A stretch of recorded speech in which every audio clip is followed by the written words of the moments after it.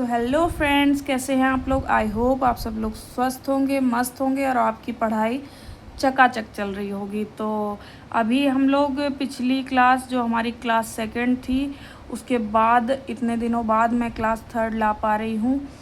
तो जैसा कि मैंने प्रॉमिस किया था कि मैं ये वाली बुक मैं इसलिए बार बार दिखा देती हूँ क्योंकि अगर जो लोग नए जुड़े हैं तो वो चैनल को सब्सक्राइब कर लें और बेल आइकन दबा लें ताकि जो है इस बुक को पढ़ाने का नोटिफिकेशन प्लस मेरे द्वारा समय समय पे लाए जाने वाले इंफॉर्मेटिव वीडियोस के नोटिफिकेशन लोगों को मिलते रहें।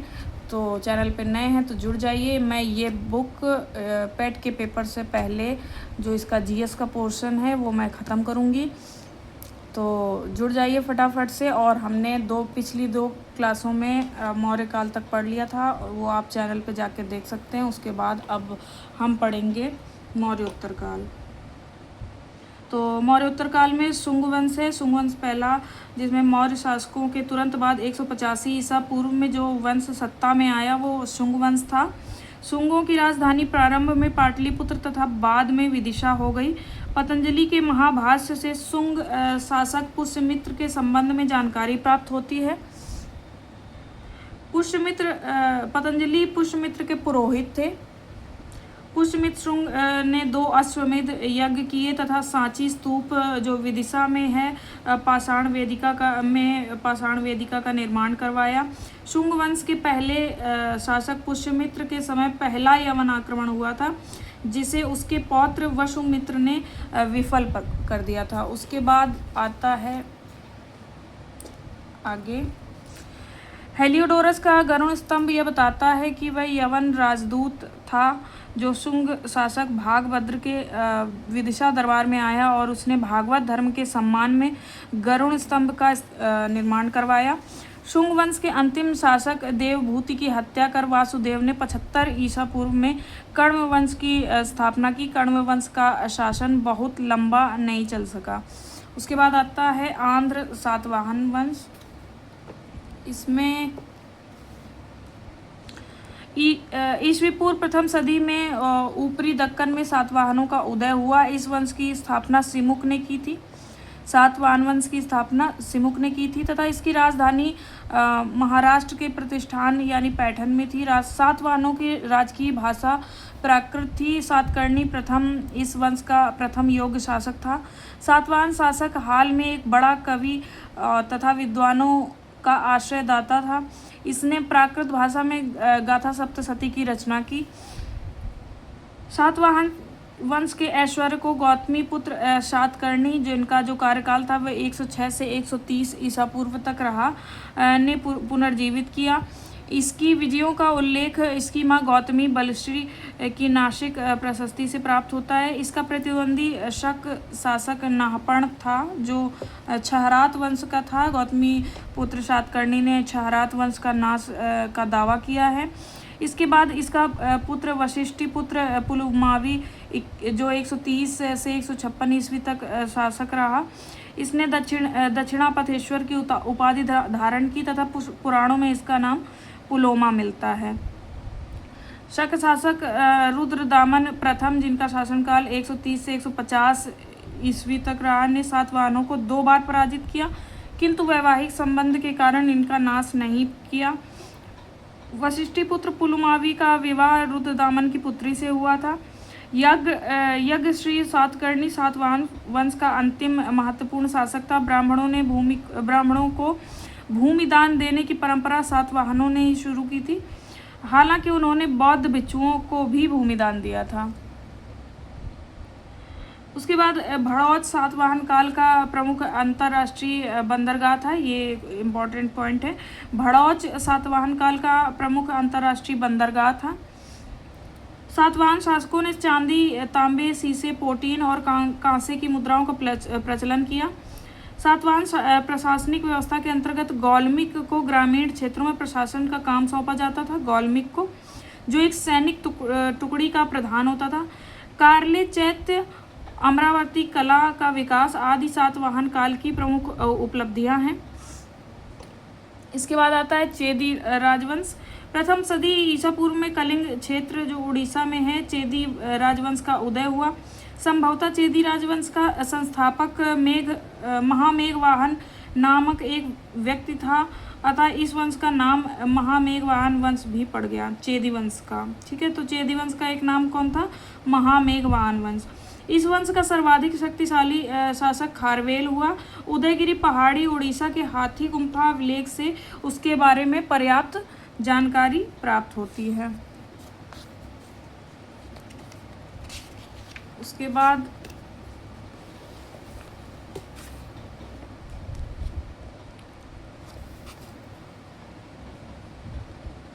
विदेशी शासन पढ़ेंगे हम लोग। पहले हिंद यूनानी इंडो ग्रीक। मौर्योत्तर काल में भारत की उत्तर पश्चिमी सीमा का पहला आक्रमण हिंद यूनानी या बैक्ट्रियाई यूनानी द्वारा किया गया। भारतीय सीमा में सर्वप्रथम डेमेट्रियस प्रथम ने प्रवेश किया और पंजाब के कुछ क्षेत्र को जीता।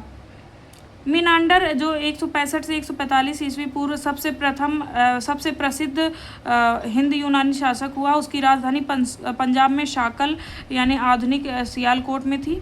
मिनांडर को बौद्ध साहित्य में मिलिंद कहा गया। मिलिंद पन्नो नामक बौद्ध ग्रंथ में मिलिंद तथा बौद्ध आचार्य नागसेन के बीच संवाद संकलित है। मिनांडर की कांस्य मुद्राओं पर धर्मचक्र का चिन्ह मिलता है।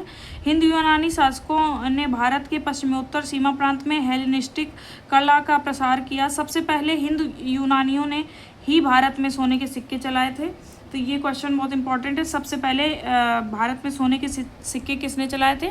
तो हिंद यूनानियों ने चलाए थे। उसके बाद शक काल आ जाता है। शक में सबसे पहले शकों ने भारत में अनेक शाखाएं स्थापित की। शक राजा स्वयं को क्षत्रप कहते थे। पश्चिमी क्षत्रपों में चष्टन वंश का रुद्रदामन सबसे प्रसिद्ध शक शासक हुआ। रुद्रदामन ने अपने मंत्री सुविशाख द्वारा सुदर्शन झील का पुनरुद्धार करवाया। तो ये इम्पॉर्टेंट पॉइंट है। इसमें रुद्रदामन जितना इम्पॉर्टेंट है उतना ही मंत्री का नाम भी है, क्योंकि ऐसे क्वेश्चन अब आयोग बहुत पूछ रहा है। यूपी पीसीएस आयोग भी पूछ रहा है, यूपी SSSC भी पूछ सकता है, तो इसको याद कर लीजिएगा। विशुद्ध संस्कृत में पहला अभिलेख रुद्रदामन का जूनागढ़ अभिलेख है। इसी पर सम्राट अशोक और स्कंदगुप्त के अभिलेख भी खुदे हुए हैं। 58 ईस्वी पूर्व में उज्जैन के एक स्थानीय राजा ने शकों को पराजित करके बाहर खदेड़ दिया और विक्रमादित्य की उपाधि धारण की। विजय के उपलक्ष्य में उसने 58 ईसा पूर्व में ही एक नया विक्रम संवत प्रारंभ किया। अंतिम शक शासक रुद्र सिंह तृतीय था, जिसे गुप्त शासक चंद्रगुप्त विक्रमादित्य ने पराजित कर शकों का राज्य गुप्त राज्य में मिला लिया। इस लाइन को मैं फिर से पढ़ देती हूँ।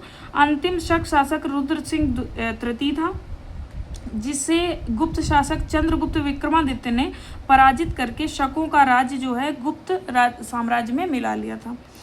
उसके बाद आता है पहलव में एक ही पॉइंट दिया। पश्चिमोत्तर भारत में शकों के आधिपत्य के बाद पहलवों का आगमन हुआ। पहलवों को पार्थियाई भी कहते थे। कुषाण, उसके बाद आ जाता है कुषाण काल। तो कुषाणों में सबसे पहले पहलवों के बाद कुषाण आए, जो यूची कबीले से संबंधित थे। भारत में कुषाण वंश की स्थापना कुजुल कडफिसस ने की। इसने तांबे के सिक्के चलाए थे। तो ये क्वेश्चन इंपॉर्टेंट है कि तांबे के सिक्के किसने चलाए थे? तो ये कुजुल कडफिसस ने चलाए थे। कुषाण शासक विम कडफिसस ने सोने के सिक्के जारी किए। यह शैव मतानुयायी था तथा इसने महेश्वर की उपाधि धारण की। कनिष्क इस वंश का महानतम शासक था। इसने 78 ईस्वी में अपना राज्यारोहण किया तथा इसके उपलक्ष्य में एक संवत चलाया जो शक संवत कहलाया। तो ये भी इम्पॉर्टेंट है कि शक संवत किसने चलाया? तो ये कनिष्क ने चलाया था 78 ईस्वी में। शक संवत यानी 78 ईस्वी में। जो कनिष्क था वो कुषाण वंश से संबंधित था। तो उसके बाद फिर आ जाता है कनिष्क की प्रथम राजधानी पुरुषपुर यानी पेशावर तथा दूसरी राजधानी मथुरा थी। इसके दरबार में अश्वघोष, वसुमित्र तथा नागार्जुन जैसे विद्वान और चरक जैसे चिकित्सक विद्यमान थे। ये बहुत इंपॉर्टेंट क्वेश्चन है। ये आ जाता है कि जैसे अश्वघोष, वसुमित्र और नागार्जुन किसके दरबार में थे, या एक करके भी पूछ लेगा कि वसुमित्र किसके दरबार में थे। तो ये अच्छे से याद कर लीजिएगा। कनिष्क के शासनकाल में ही कश्मीर के कुंडल वन में चौथी बौद्ध संगीति का आयोजन किया गया था। जिसकी अध्यक्षता वसुमित्र ने की। कनिष्क बौद्ध धर्म के महायान संप्रदाय का अनुयायी था। नागार्जुन ने माध्यमिक सूत्र तथा अश्वघोष ने बुद्ध चरित्र सौंदरानंद तथा सारिपुत्र प्रकरण की रचना की। एक बार फिर से पढ़ देती हूँ। नागार्जुन ने माध्यमिक सूत्र तथा अश्वघोष ने 3 बुक थी, ठीक है। अश्वघोष में बुद्ध चरित भी थी, सौंदरानंद तथा सारिपुत्र प्रकरण की रचना की। कनिष्क के उत्तराधिकारी वसुदेव की मुद्राओं पर शिव और नंदी की आकृतियां मिलती हैं। इससे पता चलता है कि वह शैव मतानुयायी था। कुषाण शासकों ने राजाओं की प्रतिमा पूजा का प्रचलन प्रारंभ किया। वसुदेव द्वितीय कुषाण वंश का अंतिम शासक था। उसके बाद आ जाता है गुप्त साम्राज्य। गुप्त साम्राज्य का उदय 3वीं शताब्दी में के अंत में संभवतः प्रयाग के निकट कौशाम्बी में हुआ था। गुप्त वंश का संस्थापक श्रीगुप्त था। गुप्त वंश का प्रथम महान सम्राट चंद्रगुप्त प्रथम था। महाराजा धीराज की उपाधि धारण करने वाला यह प्रथम गुप्त शासक था। इसके राज्यारोहण के साथ गुप्त संवत का आरंभ मिलता है। इनका राज्यारोहण कब हुआ था ये भी इम्पोर्टेंट है। 319 से 350 ईस्वी में इनका जो है राज्यारोहण हुआ था। इसने लिच्छवी राजकुमारी कुमार देवी से विवाह किया था। एक बार मैचिंग में क्वेश्चन आया था, यूपीपीसीएस आयोग ने पूछा था कि गुप्त वंश की जो राजा थे और उनकी पत्नियों का नाम दे दिया था, तो उसमें काफ़ी लोगों का जो है तब इतना ज़्यादा प्रचलन में नहीं था कि ऐसा भी पूछ सकता है, तो कई लोगों का गलत हुआ था ये आंसर। तो अब ये है कि अब इतना ज़्यादा डीप पूछ रहा है कि मंत्री सेनापति किसने युद्ध किया, राजा से परे पूछ दे रहा है आयोग। तो जो पढ़ाई करनी है ऐसे करनी है कि कुछ भी पूछ दे वो हम बता सकें। तो इसमें याद कर लेंगे कि गुप्त साम्राज्य का जो पहला शासक था श्रीगुप्त था। जो दूसरा शासक था उसका बेटा चंद्रगुप्त प्रथम था, जिसकी पत्नी का नाम कुमार देवी था, ठीक है। चंद्रगुप्त प्रथम का उत्तराधिकारी समुद्रगुप्त हुआ, जो 350 ईस्वी में राजगद्दी पर बैठा। समुद्रगुप्त का वास्तविक नाम जो था वो काच था। ये इंपॉर्टेंट क्वेश्चन है। काच था, वह विष्णु का उपासक था। वी.ए. स्मिथ ने समुद्रगुप्त को भारत का नेपोलियन कहा है, तो ये भी इंपॉर्टेंट है। किसने समुद्रगुप्त को भारत का नेपोलियन कहा, तो ये वी.ए. स्मिथ ने कहा। समुद्रगुप्त का दरबारी कवि हरिशेन था, जिसने प्रयाग प्रशस्ति लेख की रचना की। समुद्रगुप्त ने अश्वमेध पराक्रम कविराज आदि की उपाधि धारण की। इसे कविराज भी कहा जाता था। समुद्रगुप्त को सिक्कों पर वीणा वादन करते दिखाया गया है। ग्रहण मोक्षानुग्रह नीति के तहत समुद्रगुप्त ने दक्षिण भारत के 12 राजाओं के संघ को पराजित कर उन्हें पुनः उनके राज्य सौंप दिए। ये इम्पोर्टेंट पॉइंट है। ग्रहण मोक्षानुग्रह नीति के तहत समुद्रगुप्त ने दक्षिण भारत के 12 राजाओं के संघ को पराजित कर उन्हें पुनः उनके राज्य सौंप दिए थे। समुद्रगुप्त ने बौद्ध भिक्षु वसुबंधु को संरक्षण प्रदान किया। ताम्रपत्र में समुद्रगुप्त को परम भागवत की उपाधि मिली है। विशाखदत्त के नाटक देवी चंद्रगुप्तम से गुप्त शासक रामगुप्त एवं चंद्रगुप्त द्वितीय के बारे में जानकारी मिलती है। चंद्रगुप्त द्वितीय, जिनका कार्यकाल 375 से 415 ईस्वी को चंद्रगुप्त विक्रमादित्य के नाम से भी जाना जाता है। इनको चंद्रगुप्त के अन्य नामों में देवगुप्त तथा देवराज प्रमुख है। ये आई थिंक दिख नहीं रहा है, आप देखिएगा, देवराज प्रमुख है। चंद्रगुप्त द्वितीय रामगुप्त का छोटा भाई था। इसने शकों को पराजित कर रामगुप्त की विधवा ध्रुव देवी से विवाह कर लिया था। तो ये भी इम्पोर्टेंट हो गया कि जो चंद्रगुप्त द्वितीय हैं उनकी बीवी का क्या नाम था, उनकी वाइफ का, तो वो था ध्रुव देवी, जो रामगुप्त की पत्नी थी। तो उन्हीं से शादी की थी, अपनी भाभी से। यानी उदयगिरि गुहा अभिलेख में चंद्रगुप्त द्वितीय की विजयों का उल्लेख मिलता है। उसके बाद आ जाता है कुतुब मीनार, जो दिल्ली के समीप मेहरौली स्तंभ के पर खुदे हुए अभिलेख में चंद्र नामक जो राजा की कीर्ति का वर्णन किया गया, जिसका पहचान चंद्रगुप्त द्वितीय से की जाती है। चंद्रगुप्त द्वितीय ने उज्जैन को गुप्त साम्राज्य की दूसरी राजधानी बनाया था और पहली पाटलिपुत्र थी। शकों पर विजय के उपलक्ष्य में चंद्रगुप्त द्वितीय ने चांदी के सिक्के चलवाए। चंद्रगुप्त द्वितीय ने नाग राजकुमारी कुबेर नागा से विवाह किया तथा अपनी पुत्री प्रभावती का विवाह वाकाटक राजा रुद्रसेन से किया। तो ये एक फिर हो गया कि चंद्रगुप्त द्वितीय ने अपनी भाभी से शादी करी, उसके बाद फिर ये शायद दूसरी शादी करी, चंद्रगुप्त द्वितीय ने नाग राजकुमारी कुबेर नागा से विवाह किया, ठीक है, तथा अपनी पुत्री प्रभावती का विवाह वाकाटक राजा रुद्रसेन के साथ किया। शकों पर विजय प्राप्त करने के कारण चंद्रगुप्त द्वितीय को शाकाहारी की संज्ञा दी जाती है। चंद्रगुप्त द्वितीय के शासनकाल में चीनी बौद्ध यात्री फायान भारत आया था। तो ये क्वेश्चन आया था अभी शायद 2 साल पहले 2022 के पीसीएस आयोग ने पूछा था। फायान वेनसांग और इत्सिंग और शायद 3 ही थे या संयुन भी था। इनका जो आने का कालानुक्रम पूछ लिया था, तो ये भी आपको याद रखना है। 399 से 414 ईस्वी में फायान भारत आया था। चंद्रगुप्त द्वितीय के शासन काल में संस्कृत भाषा के सबसे प्रसिद्ध कवि कालिदास थे। चंद्रगुप्त द्वितीय के दरबार में रहने वाले नवरत्न थे वराह मिहिर, कालिदास, अमर सिंह, छप्पड़क, धन्वंतरी, घटकरपर, बेताल भट्ट, वररुचि और शंकु। चंद्रगुप्त द्वितीय के नवरत्नों में से एक धन्वंतरी एक प्रसिद्ध चिकित्सक थे। चंद्रगुप्त द्वितीय का सचिव वीरसेन शैव मत अनुयायी था और सेना आम्रकारदव बौद्ध अनुयायी था। ये थोड़े नए पॉइंट हैं।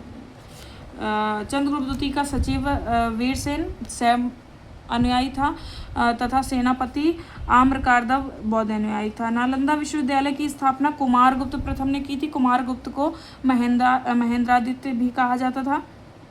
कुमारगुप्त प्रथम का उत्तराधिकारी स्कंदगुप्त हुआ, जिनका कार्यकाल 455 से 467 ईस्वी हुआ।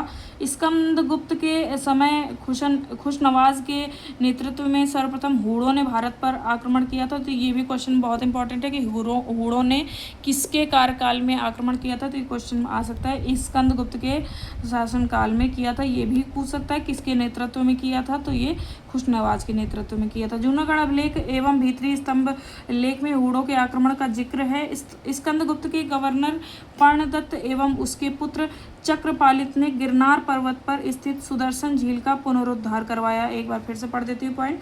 स्कंदगुप्त के गवर्नर पर्णदत्त एवं उसके पुत्र चक्रपालित ने गिरनार पर्वत पर स्थित सुदर्शन झील का पुनरुद्धार कराया। स्कंदगुप्त ने पर्णदत्त को सौराष्ट्र का गवर्नर नियुक्त किया। विष्णुगुप्त तृतीय गुप्त वंश का अंतिम शासक था। भानुगुप्त के समय के एरन अभिलेख से सती प्रथा का पहला अभिलेखीय प्रमाण मिलता है। गुप्त साम्राज्य की सबसे बड़ी प्रादेशिक इकाई देश थी, जिसके शासक को गोरना कहा जाता था। गुप्त साम्राज्य की सबसे बड़ी प्रादेशिक इकाई जो थी वो देश थी, जिसके शासक को गोरना कहा जाता था। एक दूसरी प्रादेशिक इकाई भुक्ति थी, शासक उपरिक कहलाता था। ठीक है। भुक्ति के नीचे विषय था, जिसका प्रधान विषयपति कहलाता था।